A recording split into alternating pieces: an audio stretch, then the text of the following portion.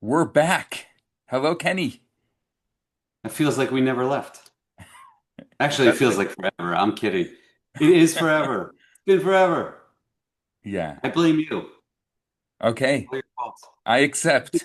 Maybe it's the continental change. I don't know. I'm like looking for excuses, but there are no excuses. It's my fault. It's more my fault, I at am least. so happy to be here and to talk wine with you. And you. It's great to see you. I figured it's been so long, your beard would be like dragging along the floor by now, but it looks about the same. I gotta say, Look you at look that. younger every time I see you.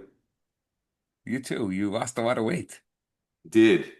And anyone that's friends with me on social media, means you're really not friends with me if you're friends with me on social media.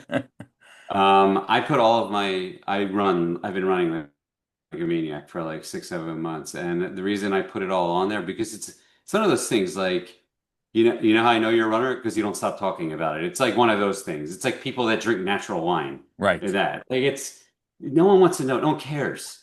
And I know that no one cares about my runs. I just don't want everyone to think I'm on Ozempic because Is I'm that a not. thing in the US?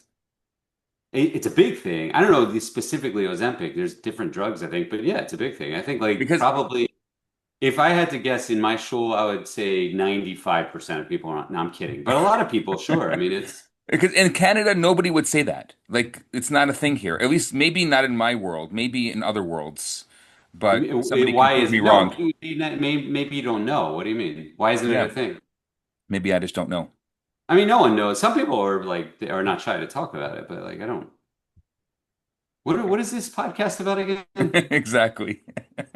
Anyway, yeah, I've been running like crazy and I've been just been busy. And I eat very healthy, very clean, very clean. I still do drink wine though, which is the purpose of our podcast. I drink wine really only on Shabbos nowadays and occasionally for a tasting, but um very, very healthy eating.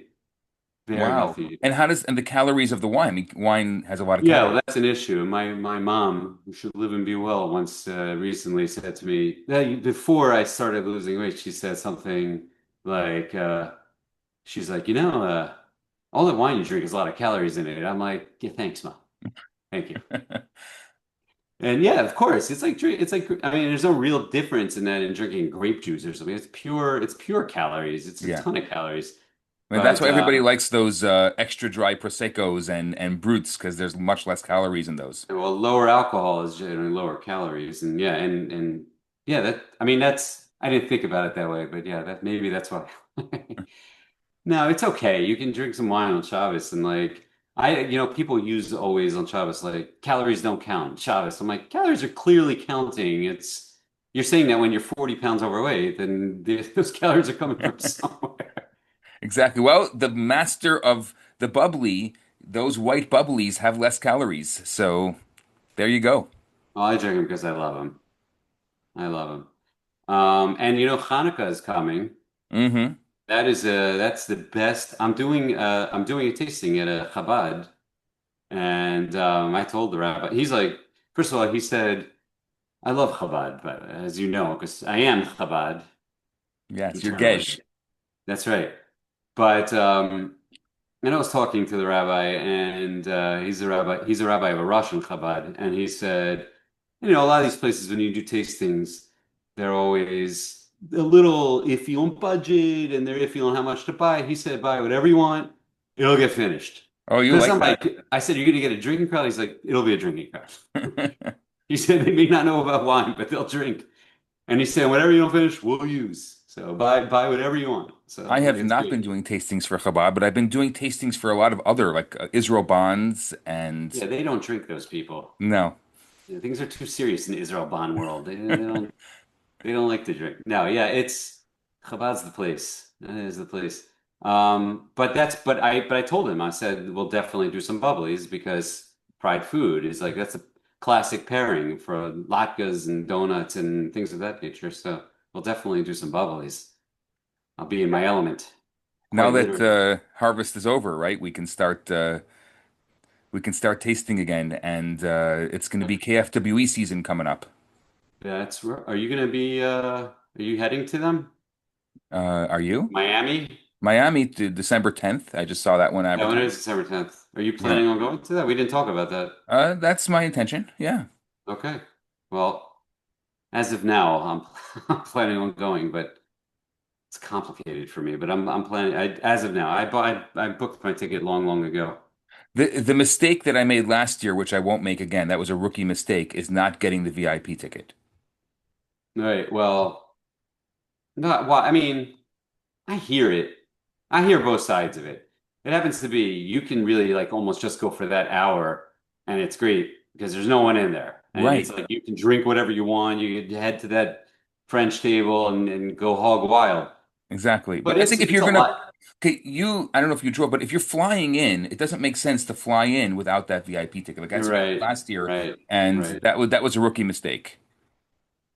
Well, I don't pay for my ticket. I don't know if you do, but I don't. They don't give me that VIP access anymore. I don't think for at least No. for that So one. that's what happened. I took And the I I said to you also. I don't remember, but yes. not for that one. So maybe worth it to. Right. I don't know. I have to think about that. Look what I found. Look what my wife found. This is going to interest you not in the least. I bet. Are you a baseball guy at all? I mean, the World Series was Canada versus the US, so that Right, was a right, big right, deal here. right. But you're a Chicago guy anyway. But Yeah. can you see that? Do you know who that is? Who is that? Well, that's Mark McGuire. Oh, Mark First of all, McGuire. I'm making a sale on this. My wife just found it. I'm like, I think that's actually worth a lot of money. Do you Mark know Mark McGuire is McGuire? trying to get into the Hall of Fame. I think they're Right. him and Sammy Sosa, they're not giving them Hall Correct. of Fame status. Correct. They were steroid guys. Yeah. So Mark McGuire should be in the Hall of Fame based on his numbers. I'm not going to get into the topic of whether he should be or shouldn't be. But this was like from his when he played for the Olympics, and it's a card, and I'm putting it up for sale. Are If you those want to trade, cards I'll trade it for wine. How about that? Someone could make me are an those offer. cards worth anything? I I can't don't imagine. know. They I they looked on printed. eBay and I saw someone selling it for $150. I'm like, holy cow. So I don't know what it's actually worth though. I don't know. They I did you collect cards when you were growing up? I did, as many people of my era did, Right. and I always wonder if they're worth anything because there were so many printed, and in our era, Yeah. people actually collected them, and today I don't even think anyone's really I think the collecting. biggest part of why everything went down is because they still, there were so many and it was so, right. I think so. But yeah, I mean, there's probably some market, but I have no idea. I think I stopped collecting in 1985 or something. So I'm actually just impressed myself that I knew who Mark yeah, McGuire was and those there you stats. go. But it's a rare card. And it was a good find. There was a lot of junk in our basement, but my wife actually found something that was maybe worth something. Wow, look at that. Now let's talk about wine Yeah. because I What don't if, think anyone is interested in. No, I'm joking. yeah, everyone's interested in everything. That is You true. always say people are just eavesdropping on our conversations. That's what this is. It is true. I should not even think about it. And that's our best episodes are when we just talk, you and I, and we talk about whatever's on our mind, and then people get that voyeuristic feeling of eavesdropping on our conversation. And then now when I'm kind of overthinking it and saying, oh, people are actually going to listen to this, that's when everything goes Sure. south. Sure. A lot of people have been reaching out to me to encourage us to get going again. Same So, here. um, what have you what have you had recently? What's Had- tickled your fancy recently? So over Sukkot, I had the great uh, privilege of hosting Moises Cohen Right, from I Elvi saw that. Winery. He came to Montreal and we did a bunch of sukkah events together, which were fantastic. Just sitting with him, he is such an absolute wealth of knowledge. He is, it was just amazing. And for me, I mean, we tasted all of their wines, but for me, what really stood out was that Granazza 22. That was just an incredible bottle of wine. I still think about it. I mean, we opened up. There's not so many of them. I don't even think that you can get them on the open market anymore because Right, there were so few of them. But right, essentially, what he was saying is that every year they need the Granatza for the closed Masora, and right. then there was one that was just such an amazing Granatza that they did a limited amount because they still need it for the closed Masora, so they did a limited amount of just a varietal Granatza, and Right. it And is. it's near impossible to find though. But I think they're readying to put out the next vintage. Am I They right? they just Just announced did. the release of the next vintage. Right. Which will be a little larger, but also very limited and limited allocation of it, I think. It Is that is, right? yeah, it was just, I mean, I don't know, maybe just because I like the earth and the fruit and I like that kind of large fruit on my lips, but then the lingering finish in that earth, and it just had a really nice balance of both. And and very, very fragrant. Very fragrant. It's great wine. I was lucky to taste it, and more than that. You were very lucky to have him. He's a king among men, and the Cohens are like the best family in the world. I love them all. And you somehow tracked all these superstars to the frigid north. I know. I think I'm putting Montreal on the map. It seems so. It seems so. Honestly, I never even heard of it when we met Yeah. Montreal. I I don't. didn't hear of it before I came, so I understand that. No, I would I would love to get to Montreal. I I saw always you thought guys. that you just go north New York and then you just fall off the end of the world. That's right. That's right. I saw your guy on a commercial. The guy that you did the dual bike thing with, Oh yeah, Matty. Matty Matheson. Yeah, he's Yeah, I become saw really him. famous. Yeah, he's in a big commercial now. I see it all the time. I don't even watch TV. It's probably in like a football commercial or something. No, it's in a KFC commercial. Oh really? Yeah, but he's in it. He's obviously a pretty obviously he got his start on your podcast, Exactly. We which was just my hope too. It is still my hope you never know. You can make it big like Matty. for superstardom. Wait, I'm getting my first tattoo next week. Um, so what else did you drink with him? We had the whole line, we had a vertical of closed Masora, which was the 2014, 15, 16, 17, 18. We didn't have any 19s, 20, and then the 21, 22. So that was a really interesting vertical. And obviously closed Masora, I mean, that's their wine, their flagship. And we had the L26, which has become really popular in Montreal Why is um, that? because Rav Chaim Pinto, his yahrzeit, his Hilula, you can't say yahrzeit for the Sephardim, his Hilula is the 26th of Elul. And I asked both That's David and Moise, I said, did you intend? And obviously they didn't. And so people like, oh, we're going to use it for Rav Chaim Pinto's Hilula, and they go to the kever and they put the bottle on the kever. And so, what really? yeah, What is the 26 though from L26? I don't know off the offhand. he just said it was Hashem, it was Kel, right? And 26 was the gematria of Hashem. Oh, The gematria of Avaya not true. is Oh, 26. right.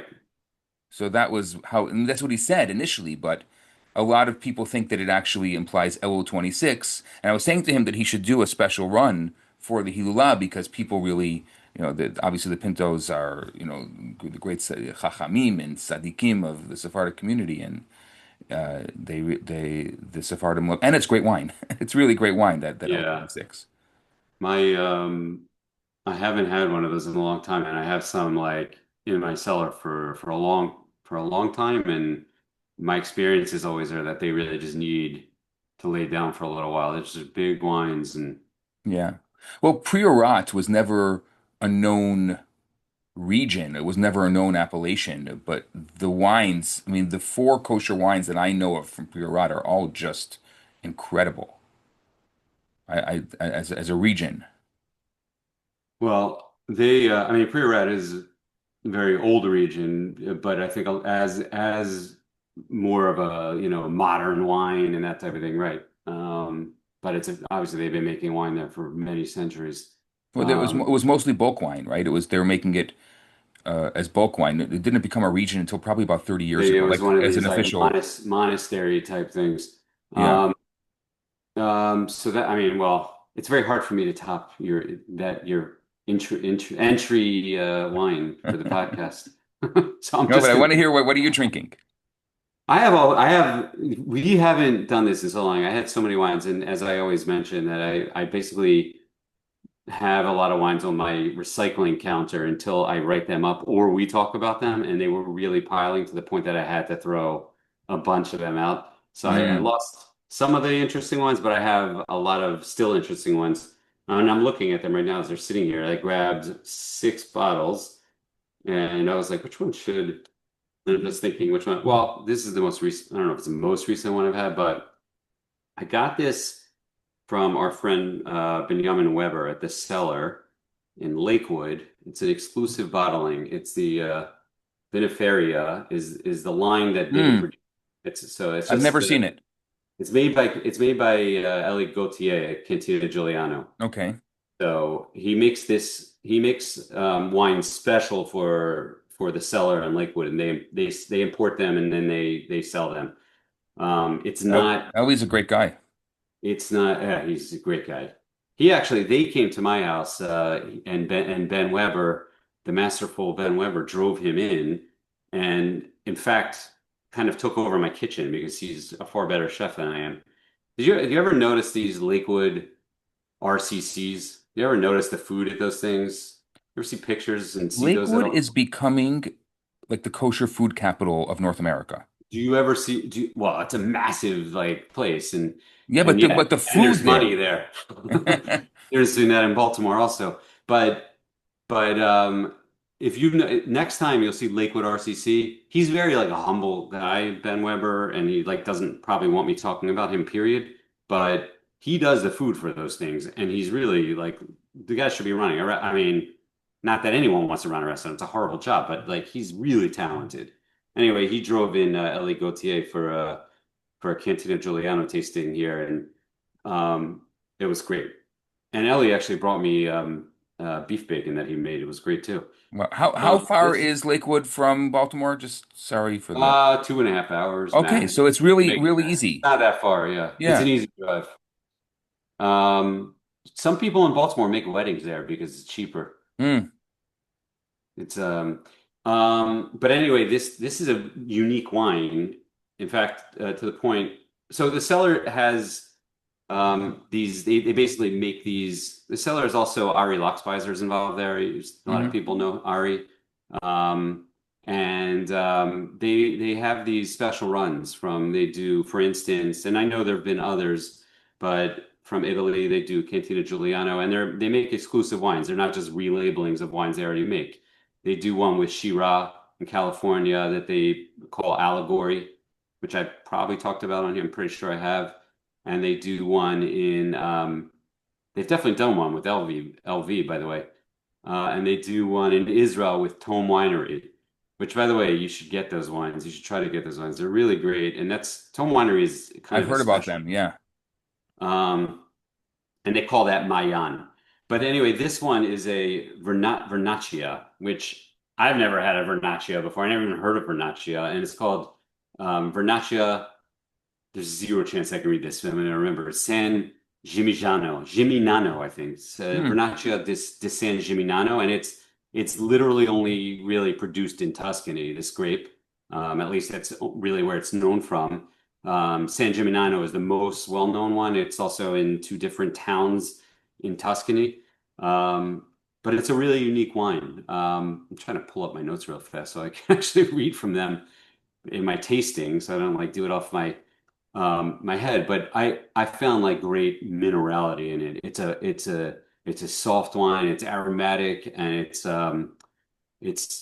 I'm always very into tasting something I've never tasted before. To me, that's a big thing. You know, it's so easy. There are people that say like, "Well, why would you buy that if that one is the same price and that's better?" I'm like, that may be, but I wanted to try this one. It's very boring to drink the same wine week after week after week. I Right. want to try new things. What's the profile on that grape? Do you know offhand?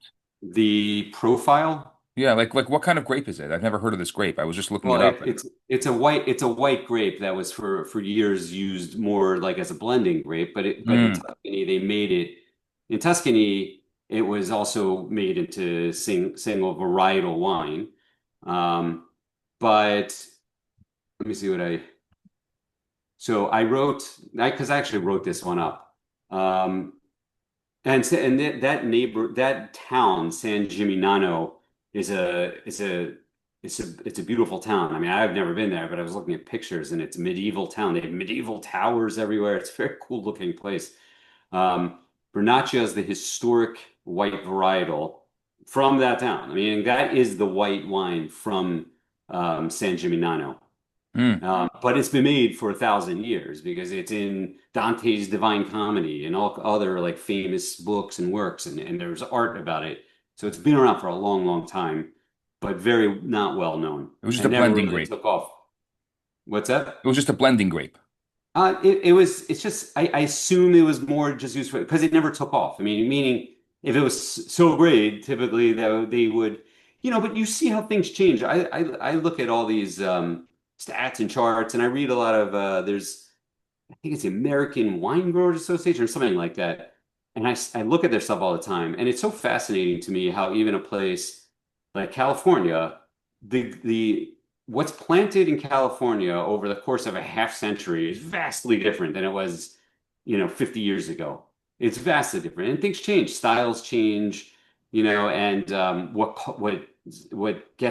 fetches the most money changes, which is what really changed California. Meaning part of the reason, let's say in Napa, that there's not more variety of grapes is because Napa Cab fetches the most money. So why would a farmer or someone who has a vineyard grow Sangiovese when he could grow Cab and But it's sell it for more also money? so expensive to grow grapes there. It's And very expensive to grow grapes there. So you can't, right, you can't grow a grape. You're not going to be able to get your return on it. right. So, but it leads to that monotony a little bit in that you get so while all over the world, and I was just writing about Shibi Drury today, Dr. Drury from Gavaot, he was very involved in identifying indigenous grapes, and there's interesting grapes all over the world. But number one, the vast majority of them don't make very good wine. And then number two, it's just the business end of it, which is such an important side that we like to forget about. Hmm. And you talk to the connoisseurs and whatever, and they're like, I don't know why this and I don't know why that. And I'm like, the answer is very often just money. It's just the business side of it. And for us to tell someone who's running a business, like, you're doing it wrong, you should be making this instead. Like, you're not the one who's taking the risk. Right. And so it's like, I get, and that always comes back to that same topic on Israeli Reds. Oh, we want more white wines. We want less alcohol and less fruit and less oak.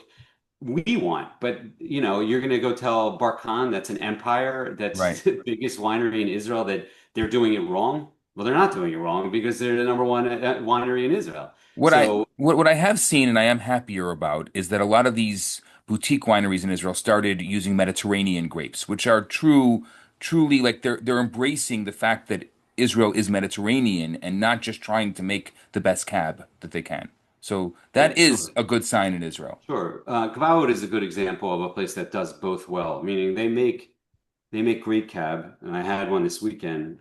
I don't have the bottle in front of me, but I had the Kvaud 2020 cab. It was really delicious. Yeah. Pretty simple, nothing like so fancy. That's really, I was thinking that's his second or even third highest level cab because they have the Gofna, Yeah, the which Goffner is has like a, I was just thinking about the Goffner. high. Right, Yeah. that's like their premier one. But they also, in the winery, only sell, it's called Raz, which is it's a 50/50 cab Petit Verdot. And it's very expensive and delicious. So there's also that one. And then there's also even someone pointed out to me today the Masada, which is also like 50% cab. So, Yeah. but he is doing plenty of like, French and like Bordeaux style stuff, but he's also does Bituni and what's the other one? The Vineyard Dance. Right, he does some of these Yeah. like indigenous. I think that's So like but I think that's a Merlot and Cabernet, the Vineyard can't Dance. So remember yeah, what's in I don't it. know if they're doing. I don't remember an indigenous. Oh, maybe the Nave maybe.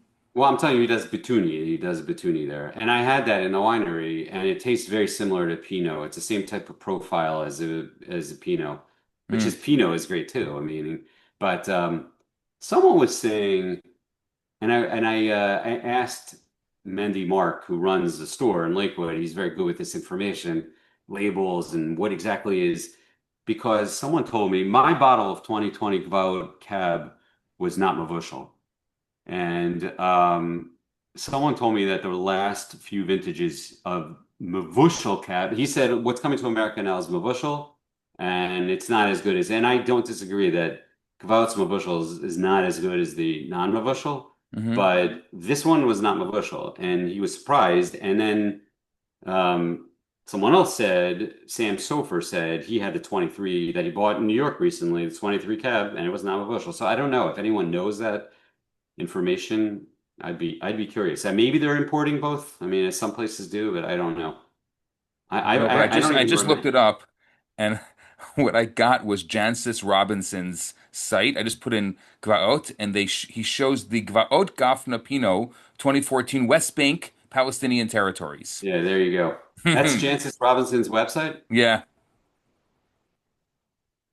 I don't know what to say about that, but I'm gonna write off a strongly worded letter to I, Miss Robinson. I will echo that letter.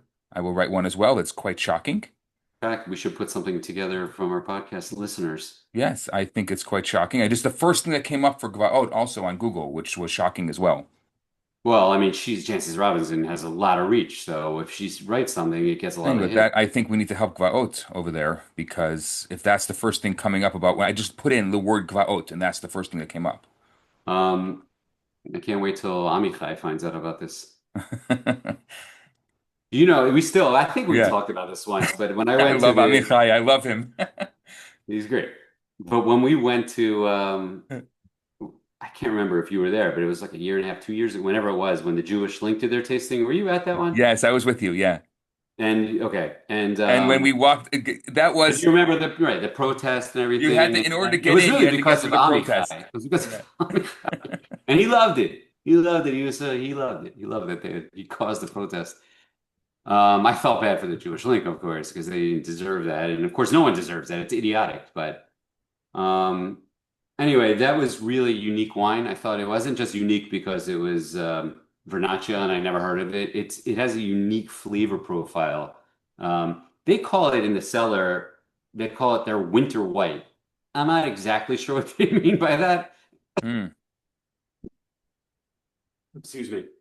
I'm not exactly sure what they mean. I think they're just selling white wine in the winter and coming up with a catchy. I'm sure he'll correct me afterwards, but they make a big deal about drinking this on the label. Even it says drink it at room temperature.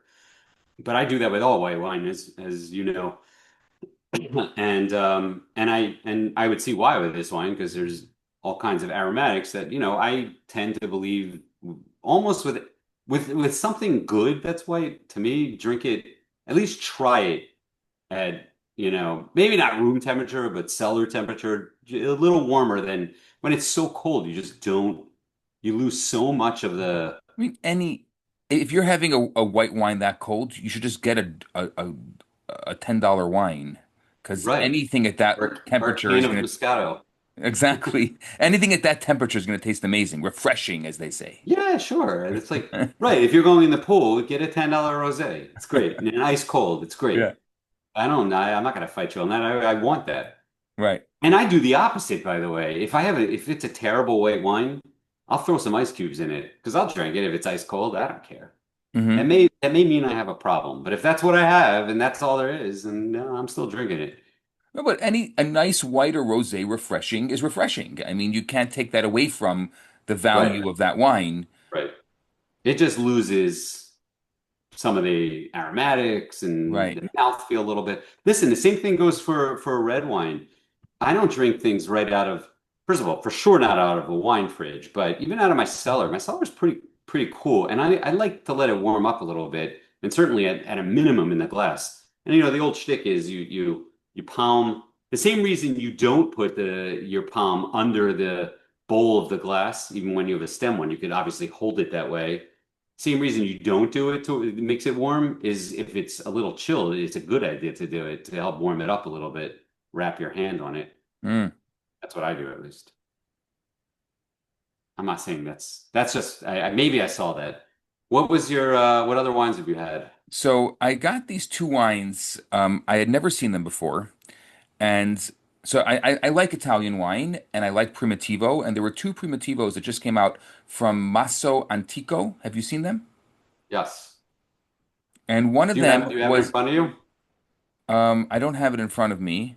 I threw it out because I figured that we weren't getting together. So, but what was it? I was actually saving the bottle because one of them was an ice wine. So it's a dry red wine that is ice, and it's very sticky. But basically, when you put it in the fridge, the red label on the front turns blue from being cold. I know it's sticky, but it's really cool. I mean, we had it in the sukkah, and everybody was like, "Whoa!" And then you see, like over the course of the evening, as you're pouring it, the label turns red again. It was just sticky but fun. I have not had it. I've seen this bottle. Is this one is a Apacito method? That's what it Yes, says on the label. So exactly. that's very interesting. Where did you find this? I've never had it either. Yeah, I got it. I was able to pick it up here in Montreal. They had it, and it was really Huh. different. I never had a dry red wine that is meant to be chilled. Have you ever had a dry red Yeah, wine? yeah. Yes. I'm trying to remember over the years. First of all, I tend to think that, some wines like a style like Beaujolais Nouveau, something like Mm-hmm. that, as well chilled. Right. And I'm very bad at recalling wines right out of my head. But yeah, sure. Some wines do well, and like that's a style like that. Sure. So I ended up having it chilled, and over the course of the evening, it was unchilled, and then I have to say it tasted better chilled. I got it. It says Masso Antico Primitivo Ice. Is it actually called that? Yes, it's called the Like Bud Primitivo Ice. Ice. Yeah. Right. I don't go for shtick on like wine. Like, it's I know. like That's what I knew you were gonna say that, but it wasn't. Yes, it's I don't sticky, even and it's a you didn't fun lose bottle. me. You didn't lose me on the label thing. I think that's cool. I don't like it's called ice. Like what? It's like that feels very cheap to me. The funny It thing feels is, like Bud Ice. in Canada, they had an issue because Canadian ice wine is this kind of really sweet, syrupy ice wine. Like it's a known type of wine. So they had it in the liquor commission here, and people thought it was a sweet ice wine and were buying it and then returning it. So they had to they put a So sign on interesting. Yeah. there saying this is a dry wine. That's so interesting. But well, did you like it? Did you say? I don't think I heard if you said if you liked it or not. It was different. I mean, like you said, I don't like to have, like you, just the same Sure. wines over and over. It was something I never had before. I've had a Beaujolais Nouveau cold. That is true, but I haven't really had like a Primitivo. It was more of like an earthy, bolder wine, and it was cold, and it had a unique flavor that I hadn't had before. And they have another one that I had, Cool. which was Yeah. which is a lot of bottle, a lot of bottle. The bottle must have weighed at least 7 pounds. It's called Right. the Le Amphore, and it's a also a dry. It's a Primitivo that's aged in an amphora. I know it's becoming more popular in Israel and in California and in the kosher world in general, aging the wines in amphoras, so you get the mineral flavors versus the oak. That And same Masso Antico. Is yeah, that it's the what it was? same. Yeah, it was the same one. And yeah, it was also another unique wine. It was just I don't know if I can compare it to anything. But it was definitely it wasn't the typical kind of bold oakiness that you would Uh-huh. expect in a wine like that, but it's a lot of bottle. I understand that in the wine world at large, there's an issue that people are having with these very heavy bottles. Like, why are you putting the wine in these 5, 6, 7 pound bottles? Like, it's a lot Mm. of bottle for a bottle you're going to throw out. And I know there's like a big move to not do that in the wine world in general. I think in the kosher world, because of, I'm not going to mention them, but certain wines that have become name brands are usually the wines that are in 5 pound bottles. Well, I have one right here. Oh, yeah? Make that my next one. Okay. Because it's much maligned. And this one isn't. I wouldn't say it's much maligned, but the brand is maligned by a lot of our wine snob friends and whatever, and it's the cave. And Yes. it's hurting my arm to lift it. Exactly. But it's It's a lot of bottle. this is the old Vines Cave 2019, and I have to say it was delicious. I really enjoyed it. It's a very expensive wine. Would I pay that price? No. This was a gift from a very close family friend Did it come in the wooden my box? love. It came in the box. Oh, It came in wow. the in that, yeah, Yeah, rich that wooden box. Yeah. type. I still have it because you like almost feel bad throwing that out, that thing. It's kind of cool. So I like throwing corks in there right now. It's actually, you know what it would be good as is it's a good tzedakah box. You just cut a little slot in the top because there's like a cork on top. Oh yeah, that's a good You really idea. spend a lot of money on packaging. So it's all, but this was sometime during Sukkot, I think, when I drank it, but I've kept it around because I just like, it's a type of the lower end cave, I think people say is not even good or whatever. I can say that I very rarely drink the cave. It's very big in the Heimish world, in the Hasidic world, and whatever. It's also because of Hashkachas on it, I guess, and whatever. But it's become, you have the cave, you have the cave. The cave is like that on that level in that world. But is it worth it? This one's actually not Mavushal, by the way. A lot of the regular cave, I think, is Mavushal, right? Because Yeah. that's No, they have both. They they have both they both. have both, yeah. It's hard. Um, It's but hard for me to justify that price. yeah, I think this is like a $200 bottle. Or I mean, it's like 180, Yeah. the old vines, especially because it was an older vintage that he brought me. It was really delicious though. I mean, like I can't argue. Like, when it comes down to it, yeah, there's two parts of it, and you are paying that price. Well, I Yeah. didn't hear, but so you do have to judge wine on its price. But judging this wine on its content, it was delicious. I really enjoyed it. I thought it was a very good wine. But I think Um, that you and I, we don't owe anything to anyone, and we do care about QPR. sure.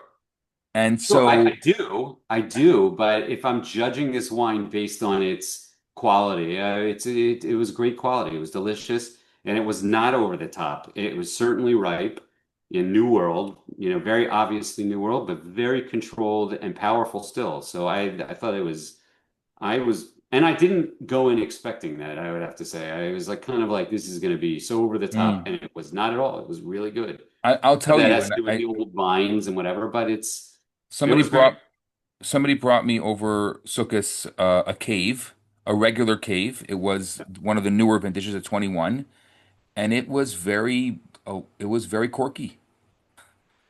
Yeah, well, this one was good. And I feel like I could get away with giving someone this as a gift and just closing it up because it feels like a full bottle of wine. Right. It's so heavy. It's a lot of bottle. It's so And heavy. that and for I also like these bottles, like I don't understand why you need so much bottle, but I know like even the other one that's become really popular now in certain circles is the Isaac's Ram, also a lot of bottle. Yeah, they're heavy bottles too. I like how you say in certain circles. You keep saying in certain circles. Well, is it in our circle? Is it popular? I don't think so. Well, I mean, I know plenty of people that drink. What did you just say? Isaac's Ram. That drink Isaac's Ram. I know plenty of people that drink Isaac's Ram and love it.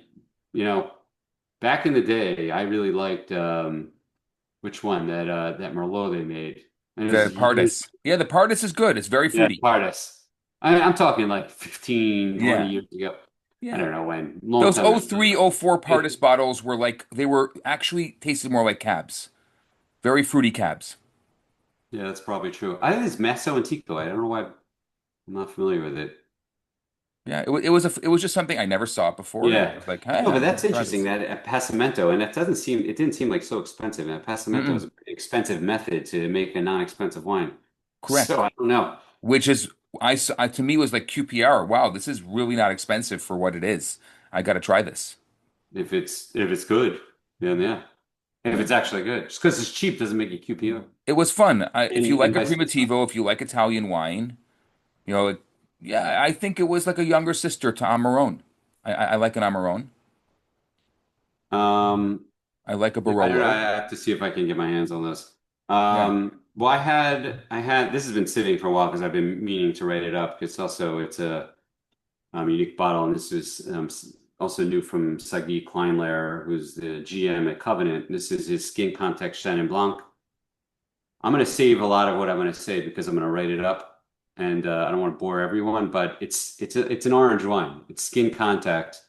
It's a very unique wine. I really enjoyed it. Can you just, People, before you said orange wine because people always ask me this, and I think it's great for us to educate. Explain what an orange wine is. it's made out of oranges. That was No, good. it's made by they mix orange Fanta into it. It's orange wine is called orange wine because of the color. It turns an orangish version of a white wine. It's darker, and it's because of skins being left in the wine, which is what gives wine color. So because of that extended, normally it's crush and pull the skins in white wines. Leaving the skins in not only gives it color, but it gives it more body, more character, but it also gives it some more unique aspects. Like you may find tannins in white wine where that's not something you normally are used to seeing. That real dry mouthfeel that you get from tannins, and you'll get even sometimes with orange wine something that may be off-putting to people, and it's almost like a beer-like type of bitterness. It's the same reason you get the more tannins because of the skin contact and even with the seed contact. What has the most tannins in it, seed skin, also has that bitterness with it. So I like that. I really love that, and it has almost like a beer profile to it. I Mm. always think beer when I'm drinking orange wine. Not always, but very often because that's kind of like a connecting characteristic of it. Chenin Blanc though is cool anyway. I mean, Chenin Blanc is very aromatic. It's I feel like Chenin Blanc doesn't get enough love, and I don't think there's enough great kosher Chenin Blanc or even good kosher Chenin Blanc. But there was one I had very recently while I'm on the topic, and it's in my head. I don't have it in front of me.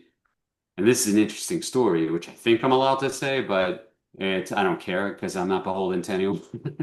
But there's a label out there now, which maybe it's called, I don't want to get it wrong, but I think it's Baron de Mamor, I think is what it, yeah.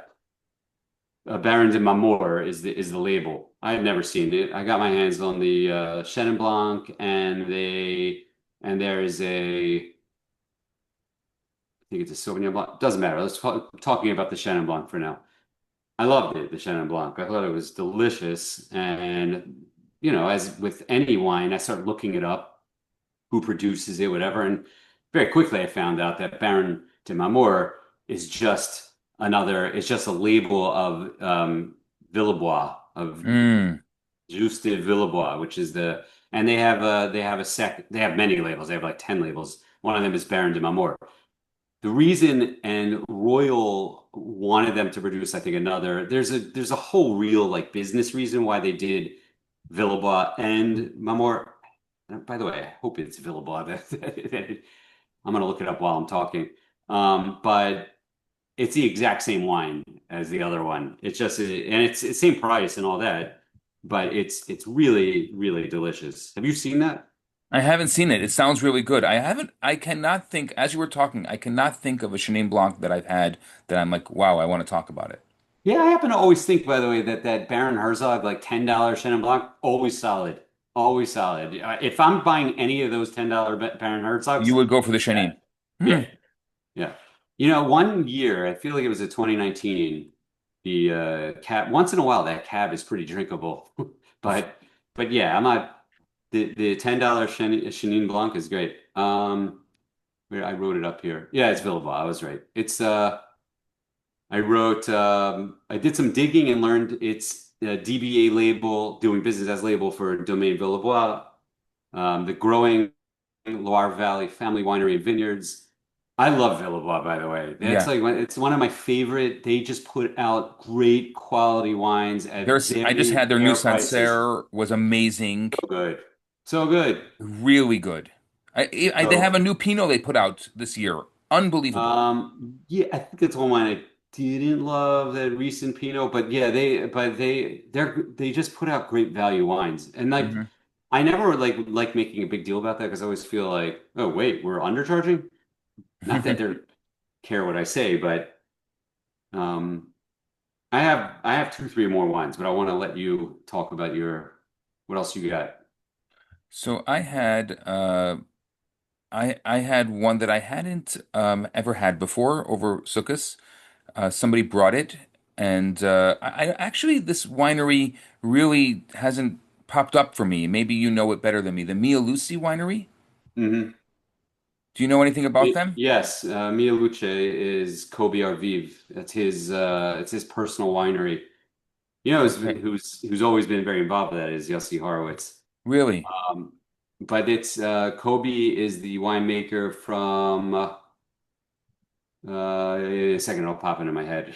But it's his personal that's his that's his the same His, way like John Haydu has it that's his right, his wine. playground. Yeah.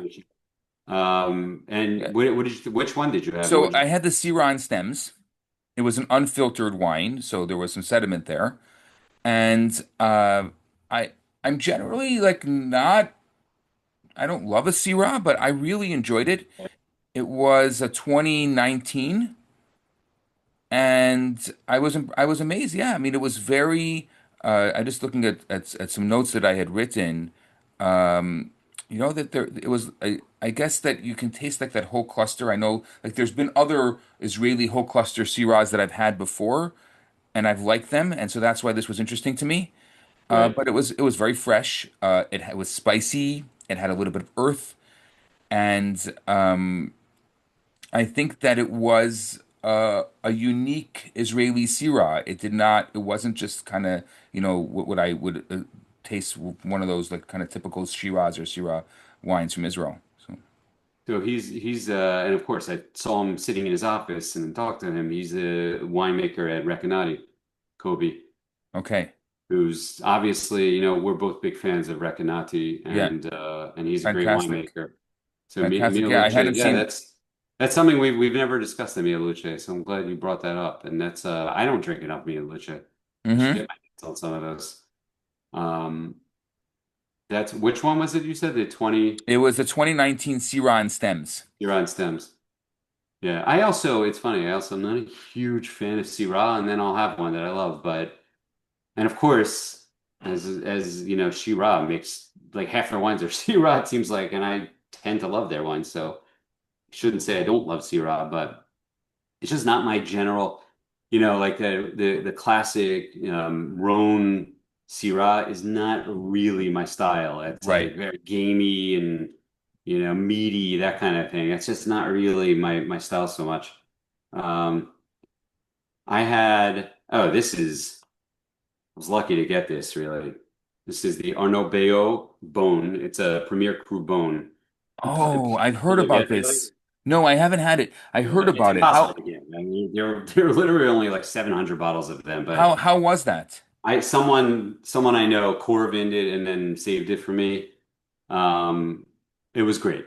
I mean, it's probably very expensive, I'm sure, but it's a Premier Cru bone.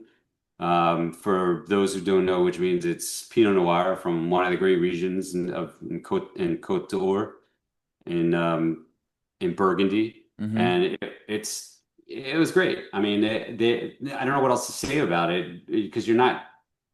I thought about whether I should even bring it on here because it's like no one can go out and buy that here. It's not here. Can't get it. Maybe I shouldn't say that. The one person, Zev Steinberg, I think, had something to do with it, and he's the guy you should contact if you want to try to get it. He probably has some, and it's worthwhile. It's Premier Cru Burgundy, and that's we don't get a lot of that. And I was lucky to taste it. Did you pay Um, for it? I did not pay for it. A friend gave it to me. Okay, how much do you think And how in the much you think that's industry gonna gave it that to is it's me. got to be I mean a I Burgundy think it's like alone is a 80, I fortune. think it's 80, $90. I don't think it's Yeah. like obscene and prohibitive like on that level, but it's expensive. I'm gonna look it up. Um, it was this one. Let me look it up. So Elk sells it for 120. Okay.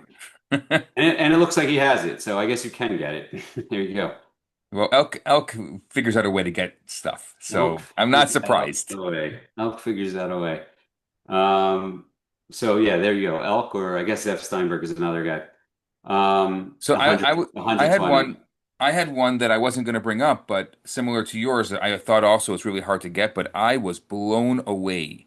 What So, was that? I mean, all of us, I don't know about you, but I have dreams sometimes of maybe one day the Petrus going kosher, Of doing what? Say again? of Chateau Petrus doing a kosher line. Petrus, yeah. Like And maybe one day. And then yeah. I noticed this label and it looked like the Petros, so that's why I You- picked it up. You're not going to And be able to afford Petrus if it ever no, I'm opens. sure I'm not, but I just saying. So it looked like a Petros label. It's the Chateau Traînant. Have you seen it? It's a Saint Yes, I have. Yes. it's a Saint-Emilion Grand Cru, and I just it was young. I had the 2022, and Yeah. it was the best bottle of wine I have had so far this season. Yeah. It's great wine. It It's was wow. If you can get your hands on a bottle of this, it Yeah, was I amazing. think that's it. I think like kosher wine has it, I'm pretty sure. I mean Yeah. we could look while we're talking, I mean, but I definitely I bought four and I had one and I have three in my cellar because I just think that it was something. I mean, it depends if you like that kind of Saint-Emilion Grand Cru, but it was one of the best I've ever had. yeah, I mean it's right up my alley. I mean it's fantastic wine. And yeah, Saint Emilion is of course up my alley. I love Merlot and that's I don't remember the blend on that. I'm sure it's a Merlot based wine because it's where it's from, but it's Grand Cru. I mean, what do they charge for that wine? That's probably also $100. I Yeah, it was like a mean, hundred bucks. yeah. It's like a hundred bucks, but like it was cherry and plum and mineral, and it was like there was some green there. I mean, I'm just looking at some notes that I wrote, and spicy and oak Yeah. and had dark fruit and um what was also interesting that it just everything was like very balanced acidity and um it was fruity, but it wasn't over the top fruity, which a lot of those Saint Emilion Grand Crus are very fruity over the top. Yeah. You're right in that it looks like I had to look that up for myself. It does look like the picture's like, oh, I know that's why I grabbed funny, it. funny. That type of thing, I would think even like Petrus would like sue them for because it is very similar. Yeah, They go after everything there. They go yeah. after, you know who always talks about it is what's his name? He loves talking about like the former winemaker from yeah, I'll think of it in a second. I wanted to say one more thing about that Arnaud Bayot, that Burgundy that I just showed. Um, it's an interesting story, Arnaud Bayot, because he's that guy's in the game for like 8 years. He bought that winery in 2017, and he's like buying up a bunch of land. He's already producing great wines and making kosher. It's a very interesting Wow. thing. He's like a real like young rising star. This guy, that's his name, Arnaud Bayot, and I've never heard it's of them. It sounds amazing.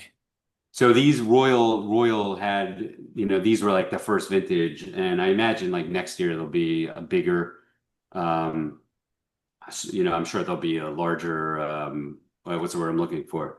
They'll produce more. But this year, I feel like I heard they only produced like 700 bottles kosher or something like that, very small.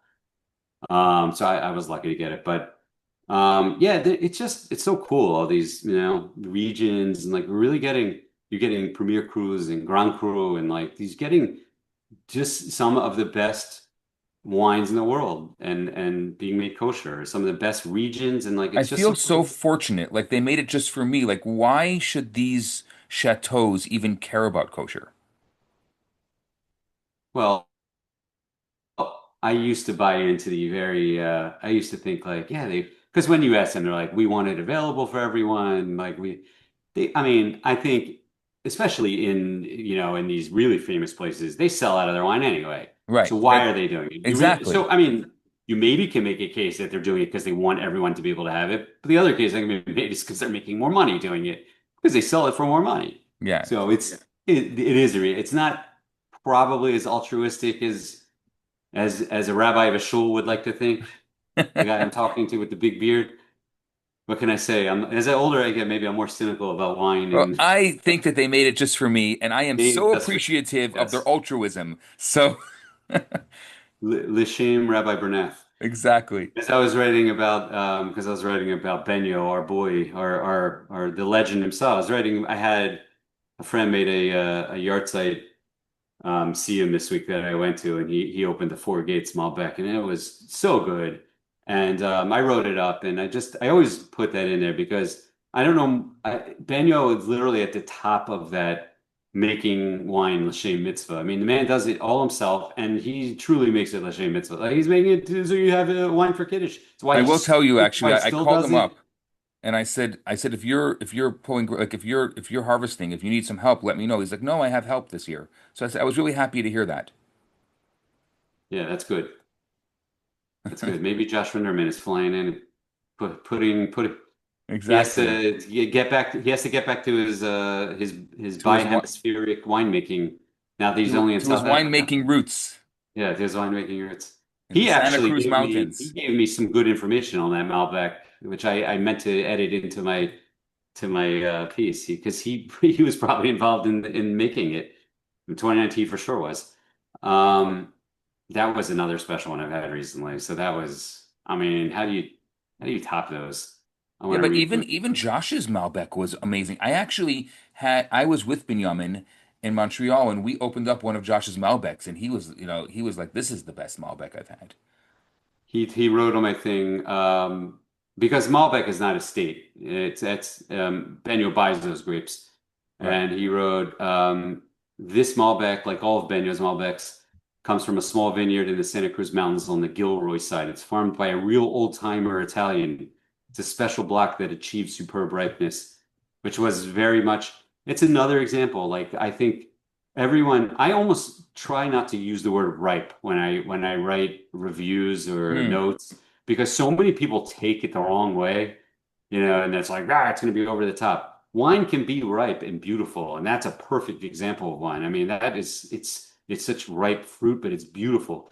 Meaning, like, why is ripe a bad thing? If you're picking a fruit out to eat, what are you picking out? You're picking out a ripe fruit because it's going to achieve that like beautiful sweetness and obviously if Right. it's overripe is a different story, but ripe is not a bad word in wine. What was the primary note on that one?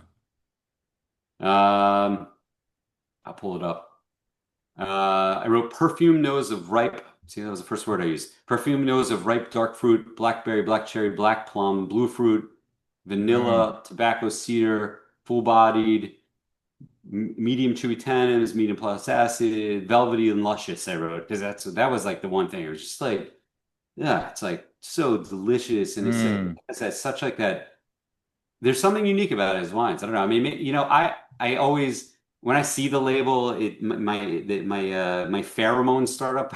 I think. But so maybe I should taste these blind. But it was so luscious and velvety and what a beautiful wine. And he's certainly like, I don't know. I mean, I don't see the man losing his touch in any way. I mean, it's riper than it used to be. I don't disagree with that. Some of his wines are riper, but he's still making world-class wine. You have to pay for it a lot more than you used to, which I don't blame him for. He Yeah. undercharged for a long time. January's coming soon. I know. I was thinking about that recently. I have to put a second mortgage on my home and also not tell my wife. Anyway, I had the other couple ones I have floating around here is I Yeah. have Tell this us. this was fantastic, and this was the Le Marronier, which is also just so good, Yeah, I've had that almost across the recently. board. Yeah. And it's funny because I see this Le Marronier and I also am thinking like $30 wine, $30 wine. Look at the words on the bottom. Can you see it? It Yeah, says it's a Grand Cru. Chablis Yeah. Cru. Yeah. This is not an inexpensive wine. This is a $90 wine with the same label as all their wines that are 30 or $20. It was fantastic. And it's funny because like I honestly, it was like, I got this as a sample and I didn't even look closely at it. I was like one of those big meals and I pulled it like, and I pulled this out and I'm like, I wanted to try the new Le Marronier Chablis before, and I popped and I was like, Grand Cru. It's delicious though.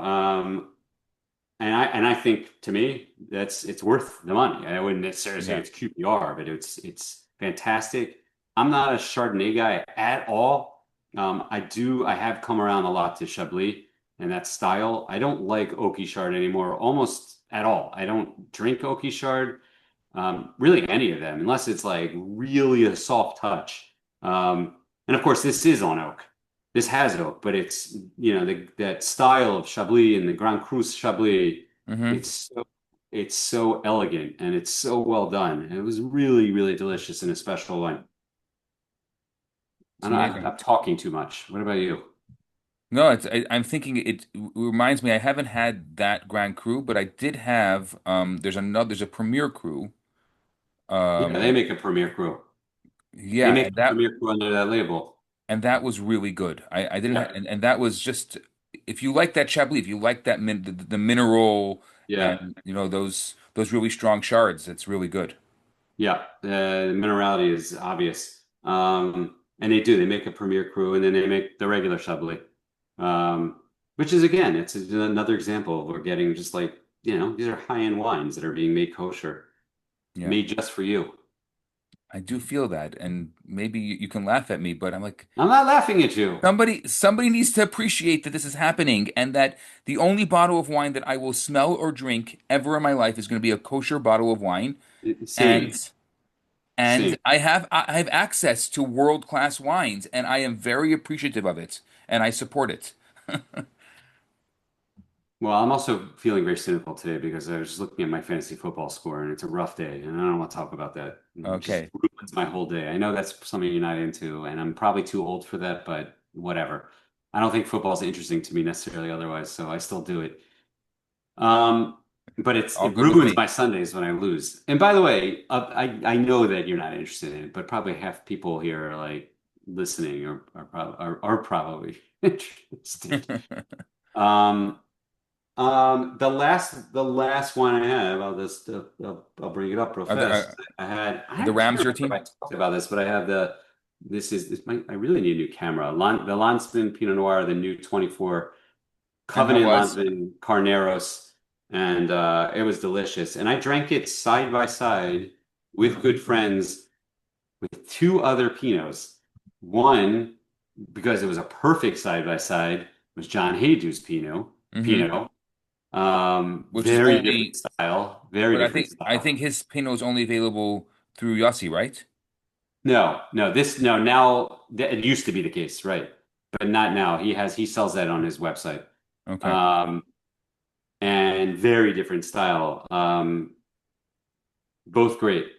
Yeah, John's style. First of all, John's is I don't want to talk about it without like, but it's very.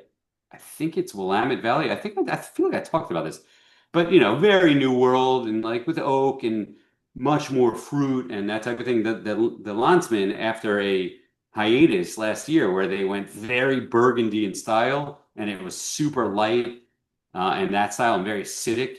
This year is back to more of a New World style, but still much more like more elegant style versus the power of The Haydu is Sonoma, John's. Oh, Sonoma it is Bennett Sonoma, Valley. okay. Yeah. But very, very New World in style. Hmm. But both of them were great. And then the third one I had, which I have not had in a long time, is the shoot, what is it called? It has this circular. Why don't you talk about? I'll think of it in a second. Why don't you talk about? Do you have any other wines No, that you? I mean I've had so many wines since our last conversation, uh, but nothing that I I'm may have thinking to jump in the other room to grab it. I'm not going to give a very circular positive, a circular what, Pinot. a cheap one, I actually forget it even exists. I'll find it in a second. It's a very inexpensive one. I'll think of it in a second. But it was not good. It was not good. Oh, so maybe let's not talk It's been about out it. forever. Oh, the Borgo Bella. Oh, yeah. Wow, it's $20. I thought it was like a $10 wine. It used to be a $10 wine. $20 now. Yeah. That is $20 too much money for that wine. Mm. I honestly I couldn't even really. I don't say wine's undrinkable, and I did drink it. I had a glass of it, and I was like, it was the end of the night, and I someone gave it to us because they weren't. It was my father-in-law. They don't drink wine, and like someone brought it over and it was open, so he gave it to me. And I'm like, yeah, I'm curious to drink that because I haven't tasted one of those in 10 years probably. And I'd like to drink those inexpensive like Borgo Bellas. I Yeah. really like a lot of those wines. Borgo Bella is a brand, and I like a lot of their wines over the years, but this was just in a million years I wouldn't have guessed it was Pinot Noir. In a million years. It was just like I standard mean, it's Italian. wine, It's standard Italian. plonk wine. It was Italian just Pinot. But Pinot is a really hard wine to make and really hard wine to make well. So, well, they exemplify. I did have a Pinot recently. My very close friends, childhood friends, Rabbi A.Y. Pearlstein, who's the Chabad rabbi in Salem, Oregon, he makes the Horizon Pinot, Right, which is very good. and it's amazing. And Yeah, I just it's opened the Pinot is bottle. very good. And that's what I've been drinking. I mean, that's some of what I've been drinking. I miss seeing you. I miss you. Yeah, same here. And you do look good. I'm looking at my Instagram thing to see if I had any. I had a lot of interesting wines recently. I had that. I'm not gonna bore everyone any longer, but I had an old Shiraz 2014 Thompson Vineyard Syrah. That was awesome. That was on Who's still Soches. alive? It was great. I mean, it was tertiary, but I loved it. Oh, you know what was great? Old Is the Band-Aid? brand is, sorry. Old Band-Aid to your sherry? I had this Traversa. I don't remember which one. Traversa, Italian wine, Barbera, Mm. De Asti. I wrote that one up. It's like everything I love about I Italian like wine. a Barbera d'Asti. I like the Daci. The Daci has a really good one. I like those wines. They're not Those expensive. wines are, yeah. This is a higher end one, and really it's a special one. I had the most recent Rothschild Medoc wine, Haute Medoc wine, Yeah. the How was 22, that which one? is great. I think that's I don't use the term that much, but it's a QPR wine because I think it's the best one I've ever had, and I think it's a great wine because and one of the examples of why I would think that, or one proof of why I think that is that I had about a third of the bottle left for nearly 2 weeks, and it just got better. It was just really Wow. fabulous wine, um, and it's Movushal. So that Wow. was cool. I had a Yafo Merlot, which I thought was very nice. Reserve. It was not the regular Merlot. I don't even know if they have a regular one, but Reserve Merlot, which is not cheap. It was probably like $40 wine, but it was very nice. You get Yafo up there? I do get Yafo. I actually had the cab reserve not long ago, 2020. It was great. I like their wines. Hmm. Um, and And I had, speaking of the Passamento method, this is a Capnios. The winery is Masseria Fratasi. This is like a Mm. Ralph wine, Capnios, it's called. It's Aglianico, and it's a Passamento version. It And how really was also that? so good, so good. Also expensive, but so good. Um, and this is the last one I'll bring up. I'm not looking back that far, by the way. I had and I tasted this at KFWE last year, but it was Yaakov Uriah's Pinto Winery. Yaakov's the winemaker at Pinto Winery, I should say. The Wadi Shualim. That Which isn't is a that red blend. It's a I very Yaakov red blend. I just had it this week. It was fantastic. I thought it was interesting. You know what the blend is Really. on that? You remember? I don't know what it was, but I just had it this week and I really liked it. I mean, I could tell you, I was testing you. It's Grenache, Merlot, Syrah, Petit Verdot, and Malbec. Yeah, all his wines are like, the SOB has like Yeah, it's a five or Yaakov. six grapes. They all have a lot of grapes. I You thought it didn't was like a it? good effort. I mean, I thought it was like like a nice effort. I could tell that this winery is going to produce good wine Like within, a lot 10 of years. people hate on these negative wines, but I you have to I they're don't know sun why. baked. I don't. They're sun baked, and so there's a certain like flavor profile to them, but I think they're really good. I thought that I think Pinto is going to be a very good winery in a short time frame. Yeah. Um, and they have the right team because they have a very energetic owner and a great winemaker. So I had the Grenache recently. I really liked the new Grenache. The new yeah, I Malbec like was really good. that. Um, but that's it. And how long has Since this been? Three and a I don't half know how hours? long it's been, I but feel like maybe we'll. I have a question for you for those yeah. for those people who waited this long. They can get. I have a. People talk about positions. The feeling I'm getting from tasting the 22 Bordeaux's is that 2022 is a fantastic year in Bordeaux, like off the charts. That's what they say. Is That's it? what they say. But do you agree with that? I mean, on the ones I've tasted so far, they certainly. I I never like to assume anything from what I hear. So I didn't immediately buy into like, so many people were saying 2021 was bad. I didn't even forget in our world. I'm saying in the wine world, people were saying 21 was not a great year. And by the way, people get confused with that stuff because just because it may not be the best vintage in Saint Emilion doesn't mean it's not going to be a good vintage in Burgundy. Yeah, they're very different things. But overall, 21 was a down year, and overall, it's said that 22 is, and I've found both those things in general, but there are great 21s and there are, I'm sure, bad 22s. So I if you're just just, sometimes I have like Van de Tab, just like these yeah, Ragan, just simple 22s, and they're fantastic. yeah, well, listen, that was the case with what I just said there, Rothschild. I mean, Yeah. that's not a simple wine, I would say, and Rothschild really, especially with the recent, um, I forgot her name, Anne, I think.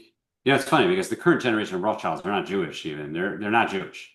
Of course they're from Jewish family, Rothschilds for centuries, but there's so much intermarriage over the years. They're not even Jewish anymore. Um, but the current woman who runs that the winery or the wine arm, she's really like put a lot of money into it and put a lot of effort into it, and they're producing great wines. They're and all over the world. And it's interesting because it's another place that we're going to get. That's why we get for instance, you have the Malbec from Argentina Hmm. is through Rothschild. You have the Rimapier, the New Zealand Sauvignon Blanc is Right. Rothschild. And so they're making really world-class affordable wines kosher. And I think that's very cool that they put that effort into it. I mean, because why do the Rothschilds need to do that? But they Right. do. And we shouldn't take that for granted. And I maybe don't think so. I'll write her the opposite letter I'm gonna write to Jancis Robinson. Listen, the Rothschilds, the Israel wine industry would, and Adam Montefiore, who Adam says he listens to this. And I'm going to ask him if Adam, can we have you on? We would love he to have he you said on. he would be on anytime we want. He told me. So it's really like I'm nervous to have him on because Adam, I look up to him so much because he's, you know, I like to call myself a wine writer. I'm an amateur, like a lot of things I do. But he's a great writer, and he's in the and he's really the world-renowned wine writer from Israel. I mean, which is why he's in all these. Um, he's in the Bible of the one they put out every year of wine reviews and whatever, because he covers Israel. The what's it called? The Hugo Johnson, and he writes for Jancis Robinson. He's a very, very internationally well-known writer. So of course I'm intimidated by him. He's like a Rebbe to me. And I don't think I'm going to mention to him that we talked about it. I'm going to see if he actually listened this far in. Because he tells me he listens to every word, and he's been yelling at me like, "Why haven't you done?" And I said, we're gonna. He said, "Good." He said, "I really thought that you gave up on it, and it would be a crime for you guys to give up. It's great." And I'm not going to give us a pat on our own backs here, but yeah, I mean, world-renowned wine writers said that we're great. What can I tell you? But he wants to Two be on, thumbs and, up. and I think it's an important time for him to be on because, like, talk about Israel wine. I mean, it's great. Um, Yeah, I'm curious about what's going to happen between the Bomb Vineyards and the Miluim. I foresee that these vintages now, like the harvest now, is going to be much less than in the past, and I don't know that as a fact, and no one's been talking about it yet. But it only makes sense to me that that's the reality. it's been a difficult couple of years there. There's no question. Yeah, I mean, it's just and you see now there's just such the fallout from the war is so terrible on several levels, and the mental health issues or the PTSD and like imagine the people across like it's such people forget that how few people are there and like regular 40-year-old guy has been on Miluim for like endlessly right. and people were stripped out of their lives for 2 years and it's and the terrible things they saw and it's a crazy thing that I don't want to quote this because I don't know the numbers, but the I'm pretty sure that the majority of those killed were from, which is crazy, A lot. because there were so many reservists A killed. lot.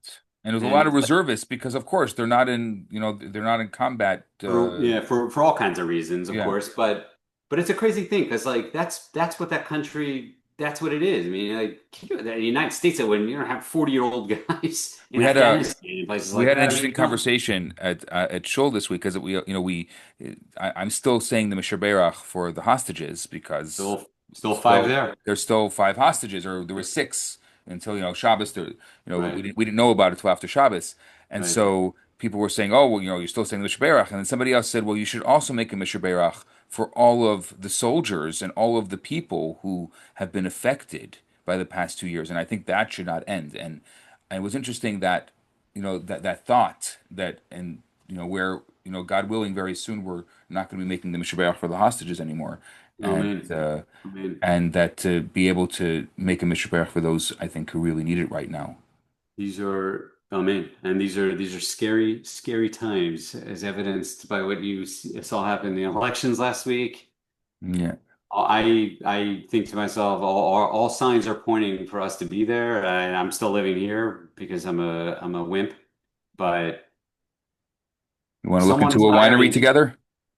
yeah, as I was say, someone's like hiring two guys.